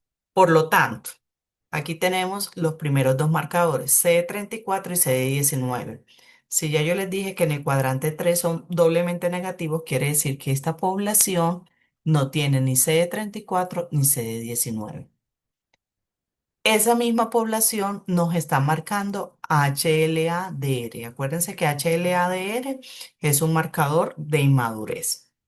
También nos está diciendo que es positivo para CD13, pero negativo para CD14. Entonces ya sabemos que si marca HLA-DR, marca CD13, marca CD117, marca CD33, porque miren que hay un pedacito que no marca CD33, pero hay otro pedacito que sí marca. Marca CD33 y marca mieloperoxidasa muy fuerte. ¿Eso es compatible con qué, muchachos? ¿Alguien se acuerda o no? Miren, marca mieloperoxidasa, HLA-DR, CD117, CD13 y CD33. ¿Esos marcadores de qué? Amiloide. Bueno, como nadie se acuerda, por favor, vayan y... Amiloide, profe. ¿Cómo? No es amiloide. Mieloide, exactamente. Bueno, solamente se acordó una compañerita, pero estos chicos ya tiene que ser súper estudiado porque de ahora en adelante vamos a estar hablando de marcadores todo el tiempo, porque eso es lo que nos define si es una neoplasia o no. Entonces, por lo tanto, deben retomar ese asunto. Bueno. Ahora, la citogenética y el FISH. Resulta que yo pensaba hace años que ustedes en los primeros cursos de biología molecular y todo esto y de genética veían estas técnicas. El año pasado me dijeron que no lo veían, entonces por eso les voy a hacer una introducción muy por encima de qué se trata esto de la citogenética y el FISH. Entonces, en la citogenética, muchachos, debemos recordar algo. Nosotros tenemos el ciclo celular que incluye la mitosis y la etapa de la interfase. En la mitosis, recuerden que es el momento en que la célula duplica todo su material genético para poder dar origen a dos células hijas con todo el material genético igualito. Si ustedes se acuerdan, que eso sí sé que lo vieron, en la mitosis hay una etapa en donde se condensan los cromosomas y se ponen todos junticos en el centro para que sean separados por el uso mitótico. Entonces, ¿nosotros qué hacemos? Las células las sometemos a un cultivo celular y dentro de ese cultivo celular les damos un estimulante de mitosis para que las células entren en mitosis y para que los cromosomas se condensen y luego con un reactivo lo que vamos a hacer es romper ese uso mitótico para que todos los cromosomas queden como agrupaditos y condensaditos. Entonces, eso es lo que hacemos en una metodología que se llama cariotipo, que aplica una técnica de bandeo. Entonces, nosotros sacamos la muestra de sangre, ya sea de médula ósea o de sangre periférica. Esa muestra de sangre se le agrega colchicina para estimular que las células entren en mitosis y las ponemos a cultivar. Luego que ya las tenemos cultivadas, o sea, multiplicadas, lo que vamos a hacer es que le vamos a agregar una solución hipotónica, generalmente cloruro de potasio. Y ese cloruro lo que va a hacer es que va a hinchar la célula y cuando la hinchamos, lo que ocurre es que se estalla la célula y quedan los cromosomas todos junticos. Ah, bueno, yo no les dije algo. Sí les dije algo, pero se lo dije mal. La fitohemaglutinina es la que estimula a que la célula entre en el ciclo celular.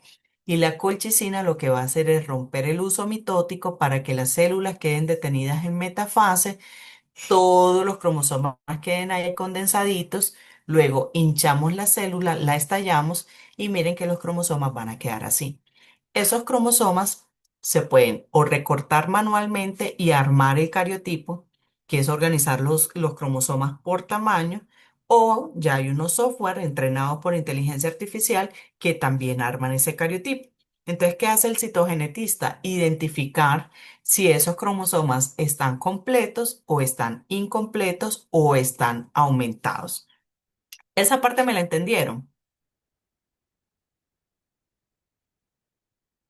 Entonces, ¿qué puede pasar? Mira, el cariotipo se organiza así. Los vamos a organizar por tamaño y por ubicación del centrómero. El centrómero es el pedacito que une los bracitos de las cromátides.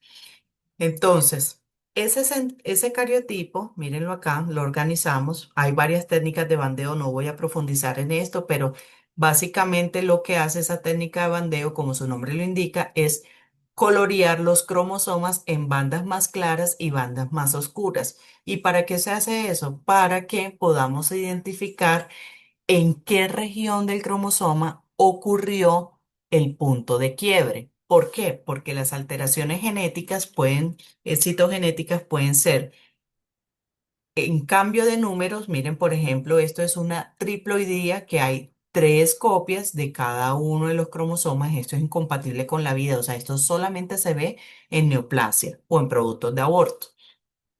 Puede haber también trisomías, que aquí solamente lo que se afecta es un solo cromosoma. Miren que todos están de a parcito. El único que tiene aquí es el cromosoma 13, que es una trisomía, o puede haber una monosomía, que es pérdida de un cromosoma. Esos son cambios numéricos que se llaman aneuploidías. Pero también hay unas alteraciones cromosómicas estructurales. Entonces puede haber, por ejemplo, de lesiones, que se pierde un pedacito del cromosoma. Puede haber inversiones, que como su nombre lo indica, se invierte el orden del ADN dentro del cromosoma. Puede haber traslocaciones, es decir, que un cromosoma le da un pedacito y el otro le devuelve un pedacito. O pueden haber traslocaciones robertsonianas, que son esos cromosomas que no tienen brazos cortos que se pegan por sus extremos. Entonces miren todas las alteraciones que ocurren. Pero nosotros, o bueno, los citogenetistas sobre todo, pero los médicos ya tienen que entender esto, hay una nomenclatura internacional para poder decir cómo o qué cromosomas son los que están involucrados en la alteración y en qué punto hubo el quiebre. Entonces, miren. Hay la nomenclatura internacional de citogenética humana. La última edición fue 2024 y eso nos dice, vea, puede haber alteraciones numéricas o alteraciones estructurales. Las numéricas, entonces, ¿cómo las vamos a llamar? Miren, decimos el número de cromosomas, en este caso no son 46 sino 47. Es una niña porque es XX y la trisomía ocurrió en el cromosoma 13, entonces por eso decimos más 13. En el caso de la monosomía, hay 45 cromosomas porque falta uno. También es una niña, por eso dice XX y dice -14. Esas son las más fáciles porque son trisomías o monosomías. Las más difíciles son las estructurales. Entonces, en las estructurales es importante saber esto. Mire, nosotros vamos a llamar primero al cromosoma. Entonces, por decir algo, ¿no? El cromosoma 5. El cromosoma siempre va a tener un brazo corto y un brazo largo. El brazo corto es el que está arriba y lo denominamos P, y el brazo largo se denomina Q. Adicionalmente, cada uno de esos brazos se van a dividir en regiones, bandas o subbandas. Entonces, si yo, por ejemplo, digo de delección, entonces digo del 5Q menos, quiere decir que se perdió todo el brazo largo del cromosoma 5. Eso es una alteración típica de una leucemia que vamos a ver después. Del 5Q menos es una deleción del brazo largo del cromosoma 5. 5Q menos quiere decir que todo el brazo se perdió. Pero yo también podría decir 5Q23.2. Eso lo que quiere decir es que se perdió la subbanda 2 de la región 2 del brazo largo del cromosoma 5.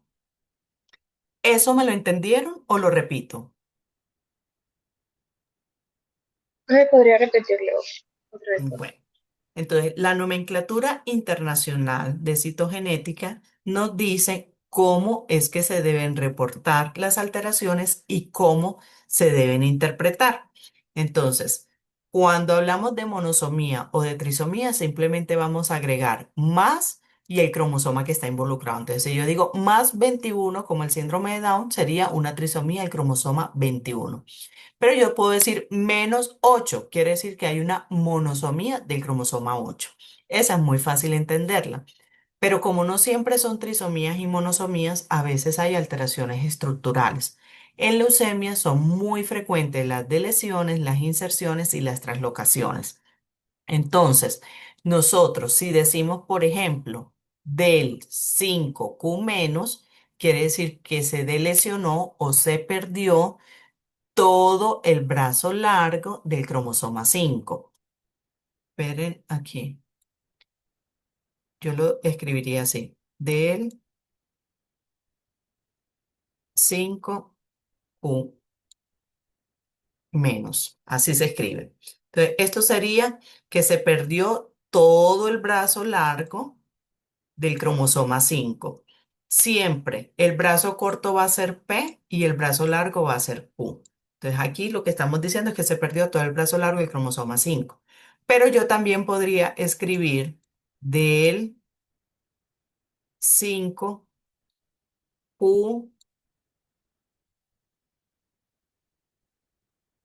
22.3.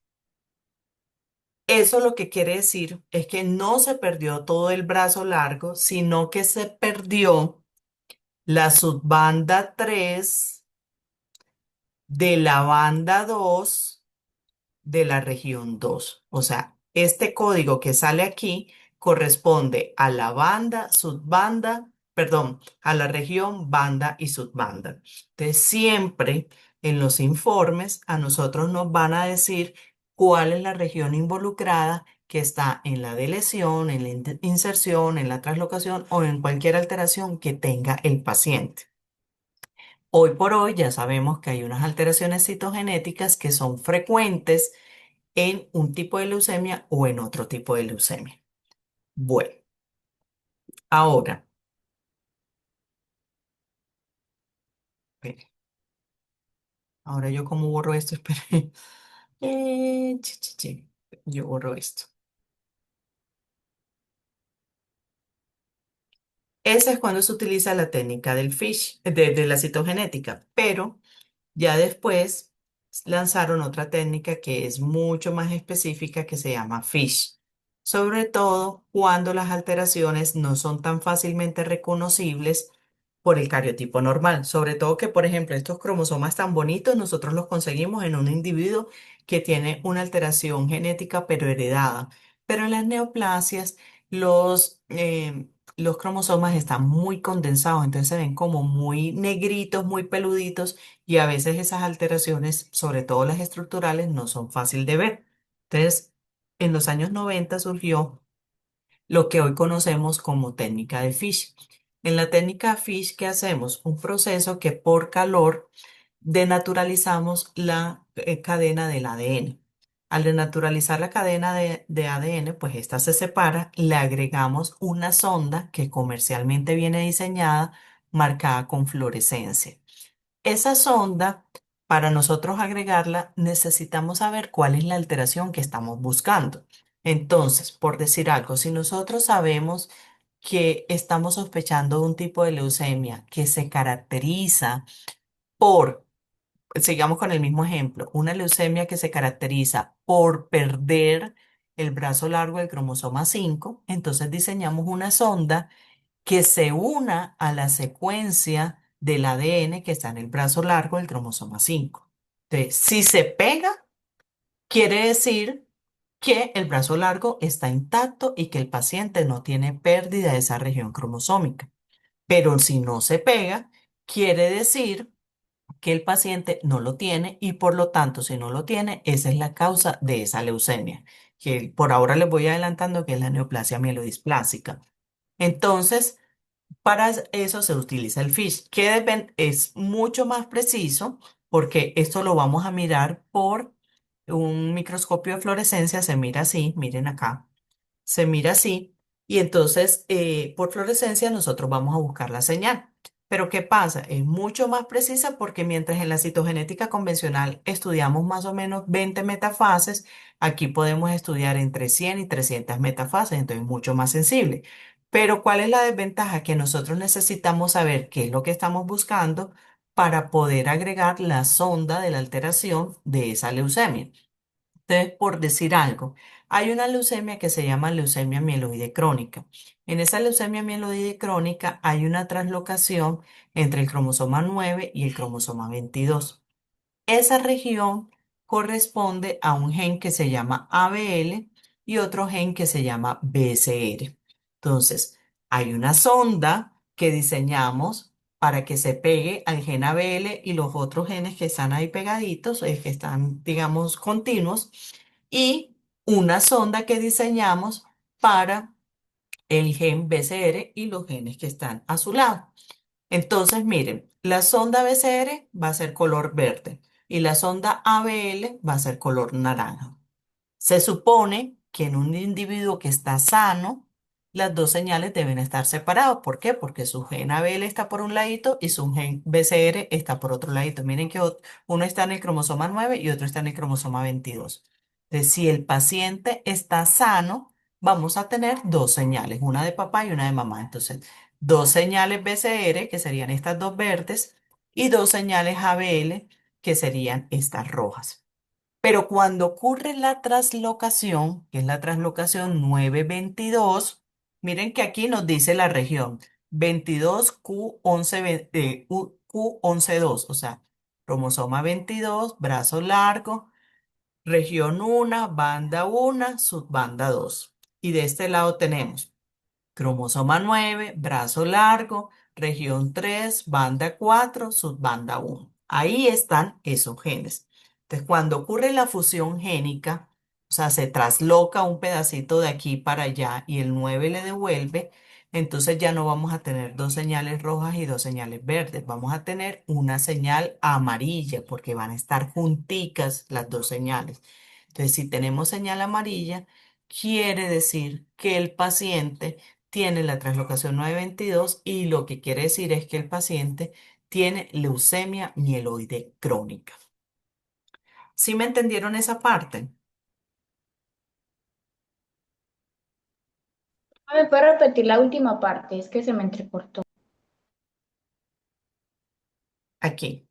Entonces teníamos dos señales separadas cuando estamos sanos, dos señales verdes y dos señales rojas. Pero cuando ocurre la translocación entre el cromosoma 9 y entre el cromosoma 22, esas dos señales se juntan. Entonces ya no se ven verdes y rojas, sino una señal amarilla. Como el citogenetista que está evaluando el FISH sabe que lo que agregó a la reacción es una sonda que evalúa la translocación 922, entonces él ve la señal amarilla y dice, ah, bueno, este paciente tiene la translocación 922, que es la fusión génica entre el gen ABL y BCR, y eso es criterio diagnóstico de la leucemia mieloide crónica.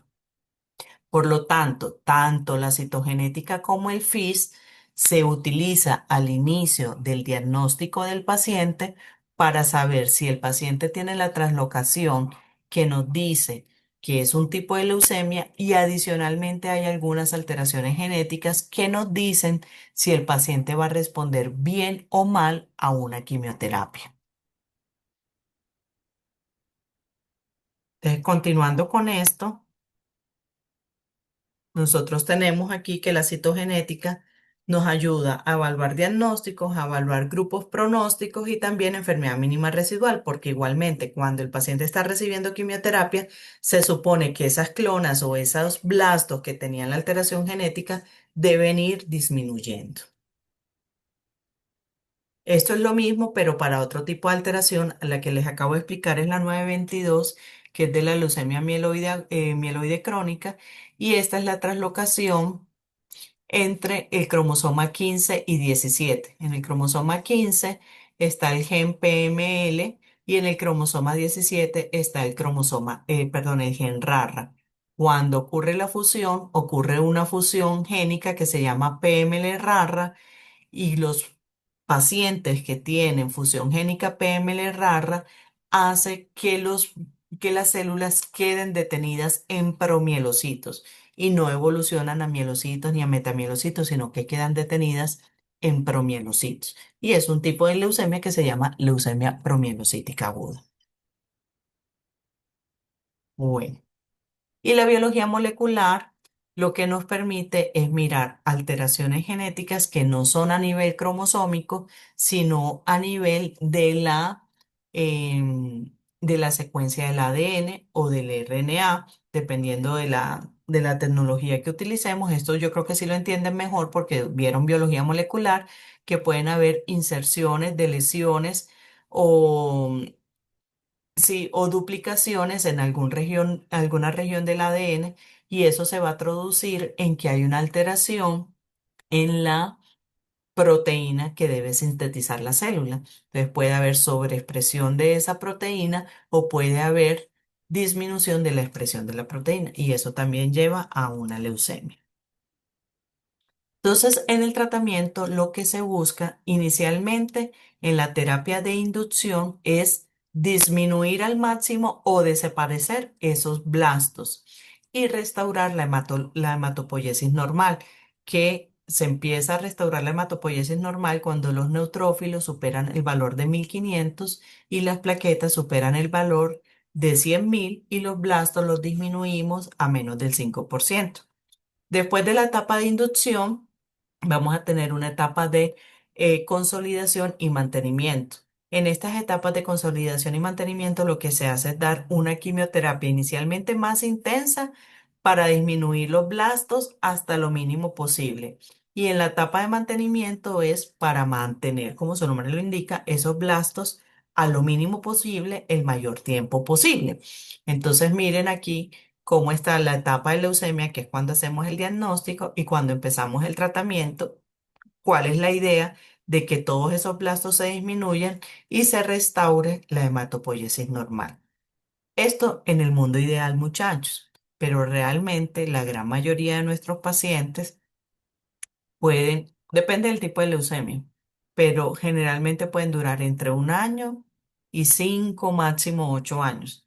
Entonces, la buena respuesta o la mala respuesta al tratamiento depende mucho de las alteraciones tanto de citogenética o de biología molecular que tienen al inicio del momento del diagnóstico. Entonces, en la leucemia mieloide aguda, se agrupa una cantidad de leucemias que afectan toda la hematopoiesis mieloide. Acuérdense que en la hematopoiesis mieloide tenemos los granulocitos, tenemos los monocitos, las plaquetas y los eritrocitos. Entonces, cuando los blastos están por encima del 20%, hablamos que es una leucemia mieloide aguda. Pero para nosotros saber qué tipo de leucemia, necesitamos hacer una valoración morfológica y de inmunofenotipo. Esa valoración morfológica y inmunofenotipo lo que nos va a decir es qué tan madura está, o sea, si se quedó, por ejemplo, en blasto o se quedó en promielocito o maduró un poquito más, o si lo que está involucrado es la línea mieloide monocítica o solamente la monocítica o solamente la eritroide o solamente la megacariocítica. Cuando no había citometría de flujo, esta clasificación se utilizaba, que era la clasificación FAB, o sea, franco-americano-británico, y era solamente por morfología. Ya cuando empezó el inmunofenotipo y las alteraciones genéticas recurrentes, se utilizó la clasificación OMS, que ya enseguida se la voy a explicar. Miren que en los marcadores o en el inmunofenotipo, todos son positivos para mieloperoxidasa, excepto la línea megacariocítica. La gran mayoría son positivos para CD34 y la gran mayoría son positivos para CD13 o CD33, que es un marcador específico mieloide. Eso es común en cualquier tipo de las leucemias mieloides, pero de ahí en adelante, o sea, la expresión del antígeno de CD15, CD14, CD11, nos va a definir si es línea monocítica, si es línea granulocítica, si es eritroide, si es plaquetas y si es muy madura o menos madura. Entonces, de ahí la importancia del inmunofenotipo. Y como ya les dije, actualmente se utiliza la clasificación OMS, la última fue 2022, pero la primera fue en el 2008, creo que fue. Ellos más o menos cada 8 o 10 años hacen una nueva revisión. ¿Qué tiene de nuevo esto? Aparte de la alteración morfológica que uno ve y aparte del inmunofenotipo, se incorporan unas alteraciones genéticas que son recurrentes que nos hablan del pronóstico del paciente. Entonces ellos nos dicen, vea, a todo paciente que tenga leucemia mieloide aguda hay que hacerle inmunofenotipo, perdón, citogenética o secuenciación masiva para evaluarle todas estas alteraciones genéticas. Si el paciente no tiene ninguna de estas otras alteraciones genéticas, se llaman leucemias mieloides agudas definidas por diferenciación, o sea, solamente por morfología. ¿Y para qué nos enredamos con esto? Esto se enreda es porque, miren, de acuerdo a la alteración genética que tenga el paciente en el momento del diagnóstico, vamos a saber que un paciente va a responder favorablemente a un tratamiento de forma intermedia o de forma adversa. Cuando hablamos de favorable es que el paciente alcanza a vivir por lo menos 5 años. El intermedio que vive más o menos entre 1 y 3 años y adverso que vive menos de un año. Entonces, por eso la importancia de estas alteraciones genéticas, porque esto nos va a decir qué tan agresiva es la leucemia. Y al pasar del tiempo, porque esta clasificación se hizo en el 2017, a lo largo del tiempo se han ido incorporando no solamente las alteraciones citogenéticas, sino unas mutaciones en algunos genes que nos dicen si el paciente va a responder mejor o no al tratamiento. Entonces, miren, por ejemplo, hay algunos pacientes que si tienen la nucleofosmina mutada, es de buen pronóstico, pero si esa nucleofosmina se acompaña de otras mutaciones como FLT3 o NRAS, ese buen pronóstico se elimina porque ese FLT3 y NRAS lo vuelve de mal pronóstico. Y así con muchas combinaciones que más adelante vamos a profundizar más de eso. Ya les hablé de la mieloide. En la linfoide pasa lo mismo, puede ser de tipo B o de tipo T. La de tipo B es más frecuente en niños. Recuerden que ya les dije que en menores de 10 años es muy frecuente y tiende a afectar mucho el sistema nervioso central. Anteriormente, la clasificación FAT decía, vea, si los blastos son chiquitos, es tipo L1. Si los blastos son más grandes, de tipo L2. Y si los blastos tienen vacuolas, de tipo L3. Esa clasificación ya se eliminó porque, por ejemplo, la L3 se dieron cuenta que no eran blastos inmaduros, sino más bien maduros. Y esto era muy difícil en morfología, como evaluar el pronóstico. Entonces, ya lo que se dice, vea hay que hacer inmunofenotipo. Si son de tipo B, van a marcar CD19, 22 y 79, que fue el ejemplo que le mostré hace un momentico. Y si son de tipo 3, van a marcar CD3 y CD7. Entonces, de acuerdo a qué tan inmaduros son, van a ser CD10 negativo o CD10 positivo. La gran mayoría son CD10 positivos y la gran mayoría de niños tienen leucemia de tipo B, CD10 positivo. Y si son de tipo T, y si son muy inmaduros, son CD5 variable. Pero ya a medida que empiezan a madurar, empiezan a expresar CD4, CD8, los dos al tiempo, o independientemente cuando ya están bien maduros. Entre más inmaduro es una célula, más agresiva es la leucemia. Entonces, por eso es tan importante hacer el inmunofenotipo para no solamente saber si es de tipo B o de tipo T, o si son muy inmaduras o un poco más maduras. Al igual que en la mieloide, la clasificación OMS nos dice, vea, a todo paciente que tenga leucemia mieloide aguda, perdón, linfoide aguda, hay que hacerle citogenética o pruebas de secuenciación masiva para mirar las mutaciones que tiene el paciente. ¿Y para qué lo hacemos? Igualmente, porque esas leucemias con alteraciones genéticas recurrentes, algunos tienen pronóstico favorable, miren la hiperdiploidía, que es un cariotipo. Ustedes saben que lo normal es que tengamos 46 cromosomas. Si tenemos entre 51 y 65, se llama hiperdiploidía. Y la hiperdiploidía es de pronóstico favorable, al igual que la translocación 12-21. Mientras que la hipodiploidía, mírenla acá, que son menos de 44 cromosomas, es de pronóstico muy desfavorable, al igual que tener em, la translocación 922 o la 411, miren que todo esto dice mal pronóstico, mal pronóstico. Precisamente por eso es que se evalúa. Bueno, entonces ya vimos leucemia mieloide aguda y leucemia linfoide aguda.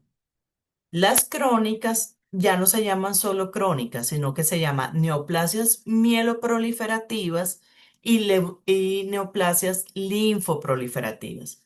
En las mieloproliferativas, lo que ocurre es que hay una alteración en la célula madre hematopoyética mieloide que puede afectar o solo la granulocítica o la monocítica o la eritroide o la megacariocítica.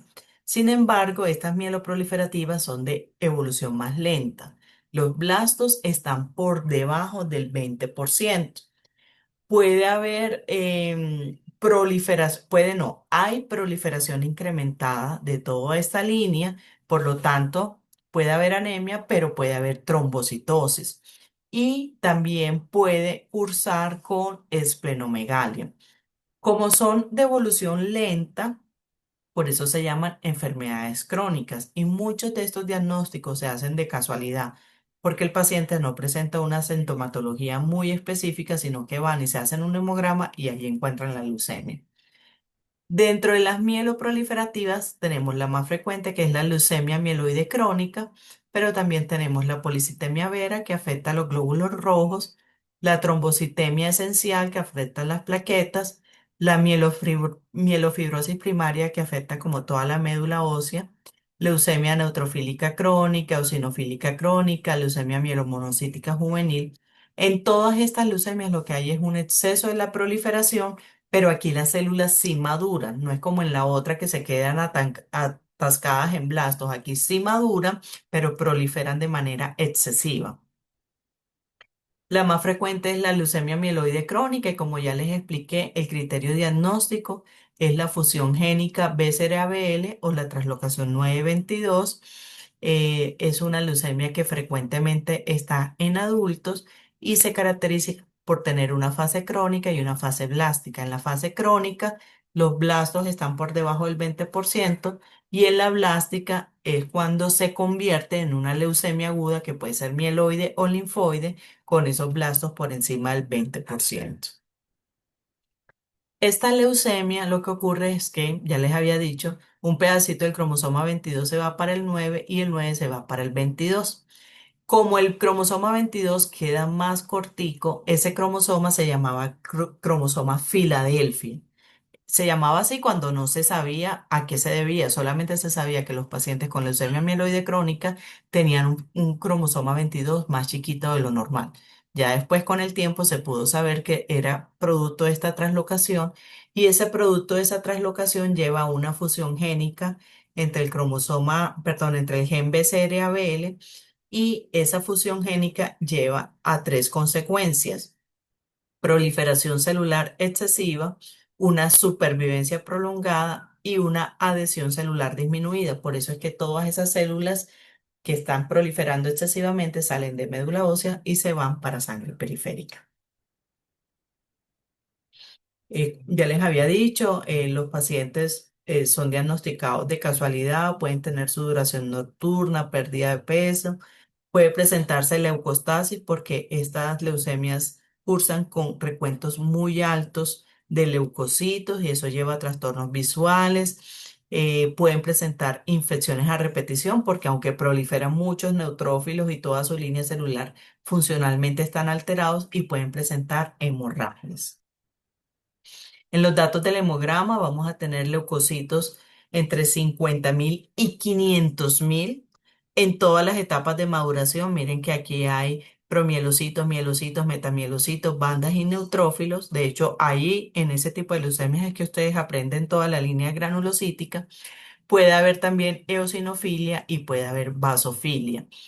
Es una anemia normocítica normocrómica y puede estar acompañada de trombocitosis. Y adicionalmente hay alteraciones morfológicas en todas las líneas celulares. El estudio también se hace por aspirado de médula ósea, donde vamos a tener mucha proliferación de todas las células, con la diferencia que aquí no se quedan acumulados en blastos, sino que hay todas las formas de maduración. Y otros estudios que se hacen es la fosfatasa alcalina granulocítica, la vitamina B12, el ácido úrico, la deshidrogenasa láctica, pero lo más importante es hacer la evaluación citogenética para mirar la translocación entre el cromosoma 9 y 22 o la fusión génica por pruebas moleculares del gen BCR-ABL.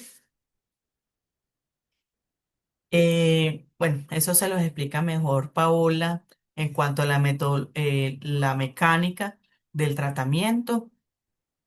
Y tenemos el síndrome linfoproliferativo, mírenlo acá. El síndrome linfoproliferativo afecta todos los linfocitos. Pueden ser B o T y pueden manifestarse como leucemias, que son aquellas que afectan la médula ósea o sangre periférica, o pueden manifestarse como linfomas. Cuando hablamos de linfomas es que se altera la proliferación de los linfocitos que están en el ganglio y en los órganos linfoides secundarios. Por lo tanto, nosotros podemos tener linfoma de células germinales, linfoma de células del manto, linfoma foliculares, o sea, pueden haber muchísimos linfomas. Nosotros no vamos a ver todos los linfomas porque no nos compete, porque esos estudios los hacen los patólogos. Nosotros lo que vamos a ver son alteraciones de la proliferación linfoide que se manifiestan como leucemias o algunos linfomas que pueden leucemizarse, o sea, empiezan en el ganglio y luego van e infiltran la médula ósea. De todas estas síndromes linfoproliferativos, la más frecuente es la leucemia linfoide crónica, que se presenta principalmente en adultos mayores. Aquí lo que hay es una proliferación excesiva de los linfocitos B maduros. Miren que también tenemos recuentos muy altos de linfocitos de 100.000 en pacientes muy adultos y ellos tienen un inmunofenotipo muy típico que son CD19 positivos, CD23 y CD20 positivos, pero tienen una expresión anormal de CD5 porque CD5 es de tipo T.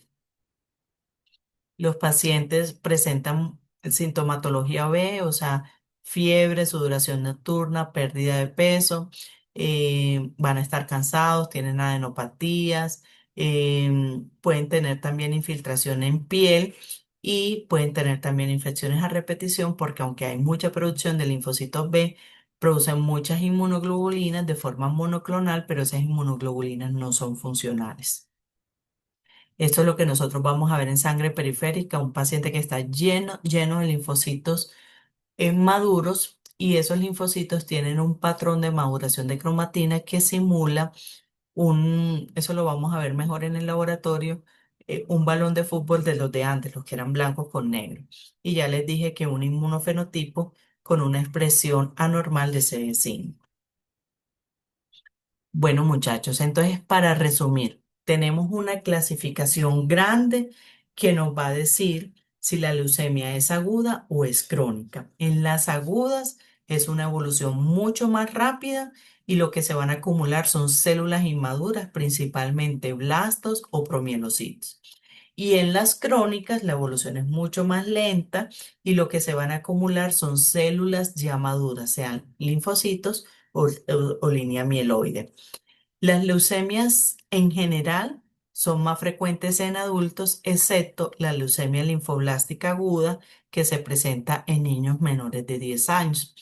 Y que el estudio es un estudio interdisciplinario que incluye la morfología, que es como la primera línea de diagnóstico que debemos conocer todos los microbiólogos porque en nosotros está reconocer esos blastos circulantes cuando es una leucemia aguda o esa proliferación excesiva cuando estamos hablando de una neoplasia linfoproliferativa o mieloproliferativa. Eso se debe acompañar de un inmunofenotipo que casi siempre lo hacen ya los bacteriólogos que son especialistas en hematología o también los patólogos.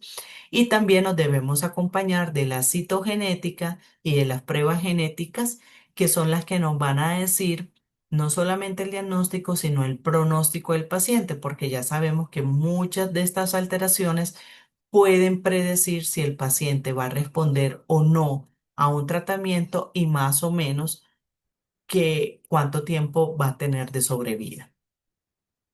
Bueno, ese es el resumen. No sé qué inquietudes les queda en este tema. Profe, ¿cuál era la que afectaba más que todo a niños? La linfoblástica aguda. Entonces, chicos, de ahora en adelante, bueno, el primer laboratorio va a ser de síndrome de mononucleósido, que eso no es leucemia, pero de ahí en adelante sí vamos a ver cada laboratorio una leucemia. Y los viernes vamos a tener también cada viernes una leucemia diferente.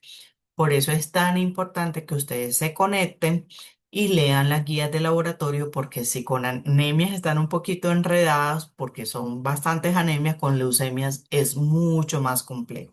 Entonces es fundamental que ustedes se acostumbren a leer muy bien antes de la clase para que no lleguen tan perdidos y para que no se les haga tanta mezcolanza en la temática. Bueno, entonces les deseo una feliz tarde y nos vemos el martes. Acuerden de estudiar para el martes. Que tengan una buena tarde. Chao. Chao, Muchas profe, gracias. gracias. Hasta Chao. luego. Hasta luego, profe, gracias.